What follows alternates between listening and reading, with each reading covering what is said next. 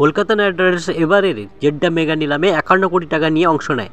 নতুন মুখ হিসাবে স্কোয়াডে যোগ দেন দক্ষিণ আফ্রিকার কুইন্টন ডিকক, আন্ড্রিক নারকিয়া, অস্ট্রেলিয়ার স্পেন্সার জনসন, ইংল্যান্ডের মোয়েন আলী, ওয়েস্ট ইন্ডিজের রোম্মান পাওয়াল এবং ভারতের উমরান মাল্লিক।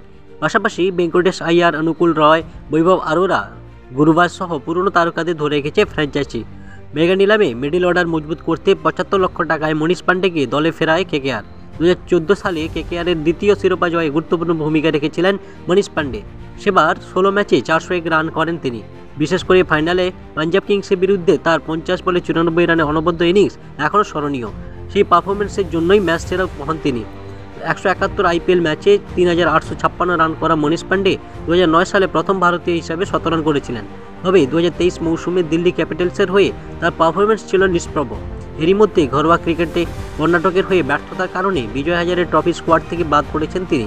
কর্ণাটক নির্বাচকদের মতে নতুন প্রতিবাদের সুযোগ দিতে এই সিদ্ধান্ত নেওয়া হয়েছে। 2024 মৌসুমে কেকেআর স্কোয়াডে ফেরার পর মনীষের কাছ থেকে সেরা ফর্ম প্রত্যাশা করছে দল। ক্যারিয়ারের সেরা সময় কেকেআর হয়েই কাটানো এই ব্যাটসম্যান 2025 মৌসুমেও বেগুনি সোনালী জার্সিতে মাঠ মাতাবেন বলে অনেকেরই ধারণা।